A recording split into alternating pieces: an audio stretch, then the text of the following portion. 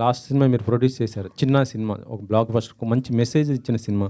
ఆ తర్వాత మరొకటి 'భారతీయ 2' కూడా, అది కూడా ఒక మెసేజ్ ఇచ్చిన సినిమానే. కానీ ఇప్పుడు మళ్ళీ 'మిస్ యూ' అంటూ లవ్. అయితే యాక్చువల్లీ చెప్పాలంటే గతంలో మీరు 'లవ్ ఫెయిలియర్' అని ఒక సినిమా చేశారు. అదే నా లాస్ట్ లవ్ స్టోరీ, నా ఫస్ట్ సినిమా ప్రొడక్షన్ అదే. అదే ఆ లవ్ ఫెయిలియర్‌కి ఈ 'మిస్ యూ'కి డిఫరెన్స్ ఏముంది? చాలా డిఫరెన్స్ ఉందండి. అప్పుడు ఉన్న సిద్ధార్థ్ వేరు, ఇప్పుడున్న సిద్ధార్థ్ వేరు.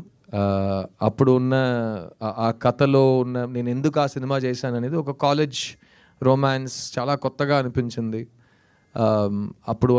అప్పుడు కూడా లవ్ స్టోరీస్ చేస్తున్నప్పుడు అలాంటి ఒక లవ్ స్టోరీ చేయట్లేదు, ఒక కొత్త లవ్ స్టోరీ ట్రై చేద్దామని ఆ టైము.